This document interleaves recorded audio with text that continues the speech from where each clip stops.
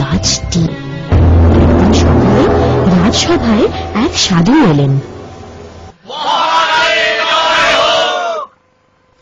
মহারাজের জয় হোক। প্রণাম মহর্ষি।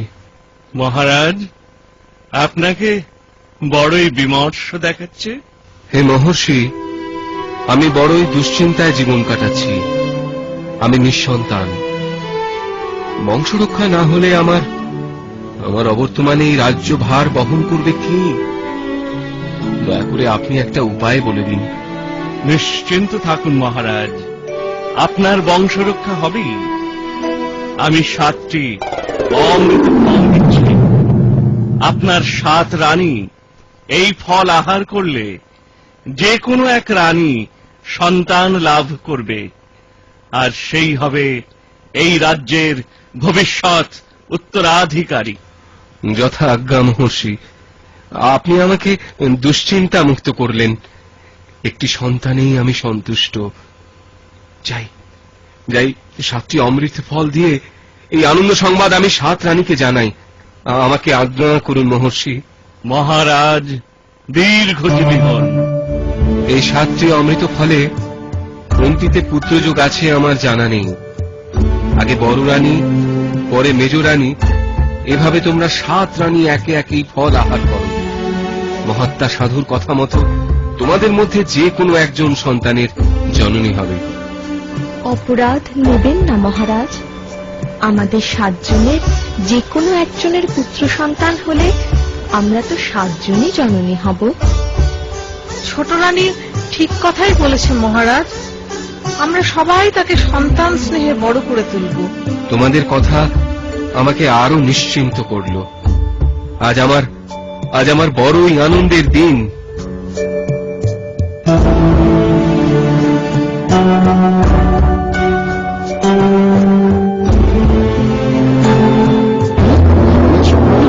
রাজা জানতে পারলেন তার ছোট রানী সন্তান সম্ভবা মা হবেন। এই খবর শুনে রাজা খুবই খুশি হলেন। মনের আনন্দে রাজা তার অনুচরদের নিয়ে গভীর জঙ্গলে গেলেন শিকার করতে। সোনালি হরিণটা গেল কোথায়? এদিকেই তো ছুটে আসলো। আরে, এই গভীর জঙ্গলে এক বড় মা সুন্দরী কোথা থেকে এলো? এখানে একা বসে কি বা করছে?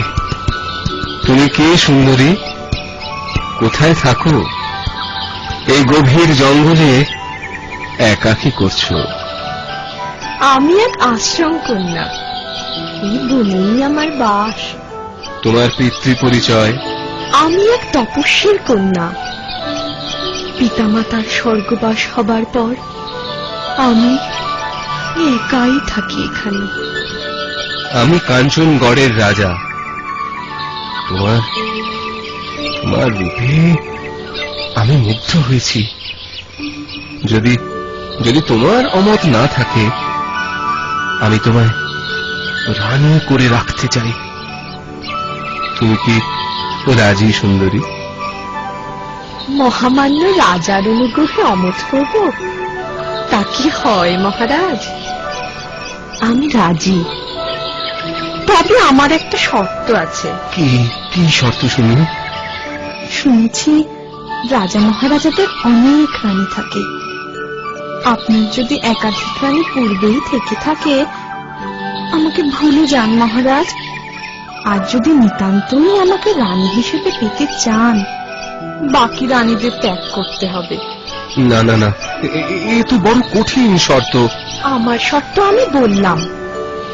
ওই 10 জনের একজন হয়ে আমি থাকতে চাই না। এখন আপনিই সিদ্ধান্ত নিন, কি করবেন। ঠিক আছে, তাই হবে।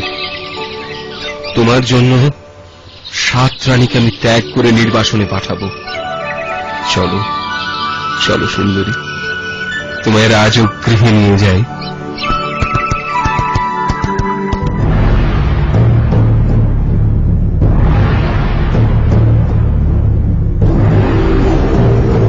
আমার অপরাধ নেবেন না রানীমা, আমি হুকুমের দাস।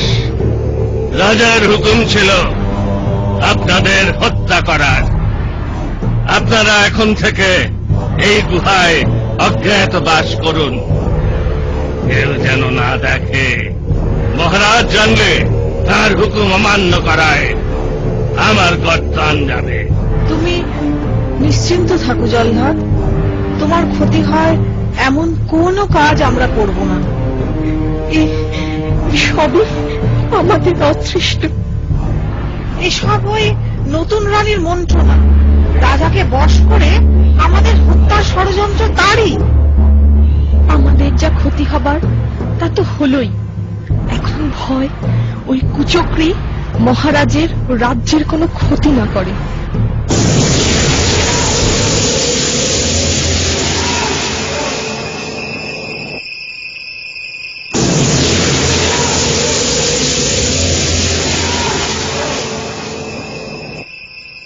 গভীর ঘুমে রাজা, গভীর ঘুমে প্রজা,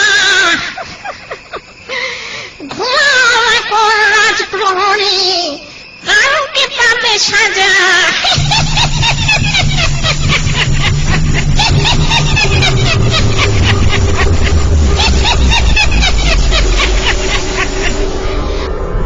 ঘোড়া শোনে ঘোড়া, হাতি শোনে হাতি, এই সুযোগে কিলব তোদের এখন নিঝুম রাতে।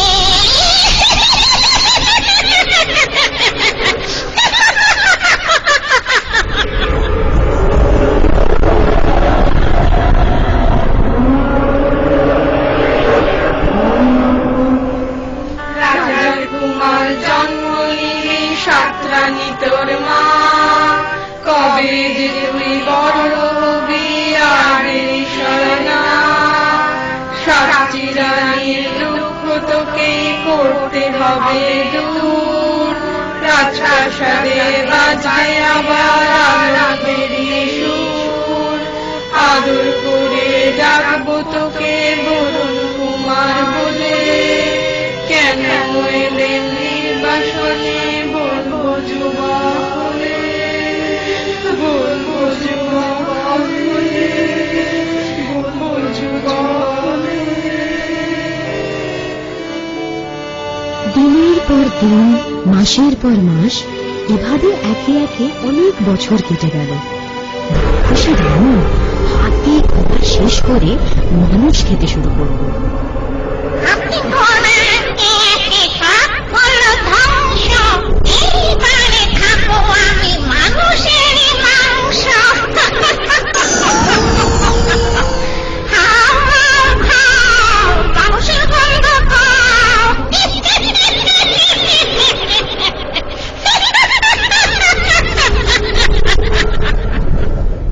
আজ তোমাদের বলতেই হবে আমার পিতাকে। কেন আমরা লোকালয় ছেড়ে এই গুহায় বাস করি? কেন কেন তোমাদের এত দুঃখ? বলো বলো, তোমরা বলো। আজ আমাকে বলতেই হবে। বলছি, আজ তোমার সব বলছি। তুমি আসলে কাঞ্চনগড়ের রাজার কুমার।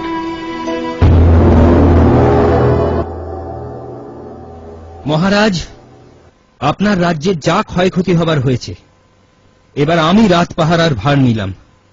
আর কোনো ক্ষয়ক্ষতি আমি হতে দেব না। আপনার কাছে আমার অঙ্গীকার রইল।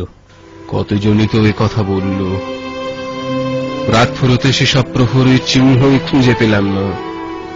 যেদিন থেকে সাত রানীকে আমার দোষে হারিয়েছি, সেদিন থেকে এ রাজ্যে শনি লেগেছে। আমার আর কারোর উপর ভরসা হয় না। আমার উপর ভরসা রাখতে পারেন মহারাজ। ঠিক আছে, তাই হোক। আজ থেকে তুমি এই রাজ্যের প্রধান প্রহরী নিযুক্ত হলে। যথা আজ্ঞা মহারাজ। ওরে বাবা রে, লক্ষণ তো ভালো নয়। না, আজ আর বেরিয়ে কাজ নেই বাবা। অন্য উপায় বার করতে হবে।